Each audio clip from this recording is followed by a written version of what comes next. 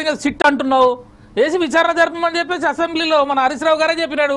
Right, ఇక దీని మీద మాట్లాడదాం. మధ్య శ్రీనివాస్ రెడ్డి గారు మీరేమంటారు? కాంగ్రెస్ పార్టీ అధికార ప్రతినిధిగా మీరు చెప్పేటువంటి స్టేట్మెంట్ ఏంది? ఉపేంద్ర గారు మాటలు విన్నాం, బీఆర్ఎస్ రాష్ట్ర అధికార ప్రతినిధి.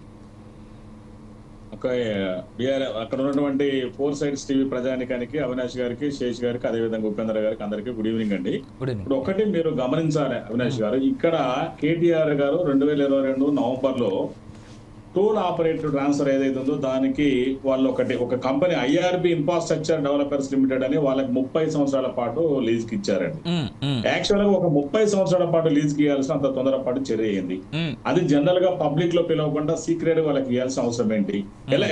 అది కూడా ఎలక్షన్ ఇంకా 1 year అయితే వస్తాయనగా దాదాపు 7,380 కోట్ల రూపాయలకు వాళ్ళకి టెండర్స్ ఇయ్యారు. అంటే అడ్డికి పావు షేర్ చొప్పున వాళ్ళకి టెండర్స్ ఇవ్వడం జరిగింది. దాంట్లో ఒకటి ఇన్సైడ్ ట్రేడింగ్ జరిగిందని కూడా అనుకోవచ్చు. వాళ్ళు ఏం చేశారు, తీసుకున్న తర్వాత సింగపూర్ ఒక పెద్ద సంస్థకి దాంట్లో మేజర్ వాటను అమ్ముకున్నారు వాళ్ళు. మరి దీన్ని ఇంటెన్షన్ చాలా స్పష్టంగా అర్థం చేసుకోవాలి 4 సైడ్స్ టీవీ ప్రజానికం కూడా. సో ఎవరెవరు జరిగింది ఇక్కడ ట్రాన్స్ఫర్, వాళ్ళకి ఎప్పుడైతే వాళ్ళకి ఇచ్చారో ఆ కంపెనీ ఏం చేసింది, కావాలని ఐఆర్బి కంపెనీ అక్కడ మేజర్ వాటాను సింగపూర్ వాళ్ళకి ఇచ్చింది. ఎట్లా ఇచ్చిందండి మరి? అంటే దీంట్లో ఇన్సైడ్ ట్రేడింగ్ జరిగిందా లేదా అని కూడా చాలా స్పష్టంగా అనుమానాలు ఉన్నాయి. దీనికి అందరికీ అనుమానం ఉన్నాయి, ఆ రోజు కూడా అనుమానం వచ్చింది. దీని మరి హరీష్ రావు గారు గురిగింద సామెతలాగా మళ్ళీ దొంగ అన్నట్టుగా మరి అసెంబ్లీలో దీని మీద కమిటీ వేయండి, కమిషన్ వేయండి, మాట్లాడితే కమిటీలు వేయండి, కమిషన్లు వేయండి. వాళ్ళు తీసుకుందే కమిషన్లు, మళ్ళీ వీళ్ళ కమిషన్లు కావాలి, కమిటీలు కావాలి. అందుకనే రేవంత్ రెడ్డి గారు నిన్న బాధ్యతగా ప్రభుత్వం భద్రంగా అవుతుందని చెప్పేసి దాని మీద ఒక కమిటీని సిట్ని ఏర్పాటు చేయడం కూడా జరిగింది దానికి. సో అవన్నీ విధి విధానం ఏదైతే ఉందో అది ఎంక్వైరీ చేస్తే దాని యొక్క రూపురేఖలన్నీ కూడా బయటపడతాయి. మళ్ళీ అంటే కేటీఆర్ గారు ఏమంటారు, రద్దు చేయండి టెండర్లు అంటారు. ఆయన మరి అంత మంత్రి చేసిండు, ఒక అగ్రిమెంట్ జరిగిన తర్వాత వితౌట్ ఎంక్వైరీ డైరెక్టర్ రద్దు చేయడం అక్కడ ఉంటుందా? ఒక అగ్రిమెంట్ కదా అది. ఆ అగ్రిమెంట్ లో ఖచ్చితంగా ఎంక్వైరీ చేయాలి.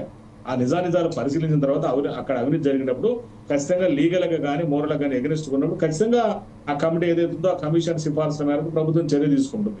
మరి ఎందుకు అంత తొందరగా అమ్ముకోవడం అంటే, మనం సందర్భంలో చూస్తాం, గొడ్లను కూడా తీసుకొచ్చినప్పుడు నేను రైతు కుటుంబం నుంచి వచ్చిన కాబట్టి అక్కడ అమ్మేటప్పుడు ఏంటంటే పాలు ఎక్కువ రావడానికి వాళ్ళు ఇంజక్షన్ వేసి తీసుకొస్తారని విన్నాను నేను.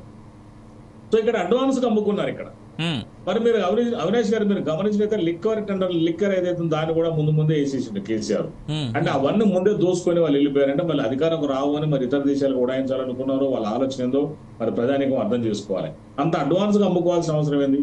30 సంవత్సరాల కంటే చూడండి ఎంత తక్కువగా అమ్మారో. మన టోల్ గేట్లు ఎంత పెరిగినా చూడండి. ఒకప్పుడు toll gate ₹1 outer ring road మీద, ఇవాళ ₹2 దాటిపోయింది. అంటే ఎంత డబల్ అవుతున్నాయి. మరి రేపు ఎంత పెరుగుతుందో కూడా మనకు తెలియదు. వాళ్ళకి అడ్డీకి పావు షేర్ చొప్పున వాళ్ళ తండ్రి కొడుకుల ఫ్యామిలీ మొత్తం, కేసీఆర్ ఫ్యామిలీ మొత్తం అమ్ముకుని అవతల పడ్డది. మరి దాంట్లో ఎంత గోల్మాల్ జరిగింది, ఎంత అవినీతి జరిగింది, దాని మీద ఖచ్చితంగా కూడా ఎంక్వైరీ జరుగుతుంది.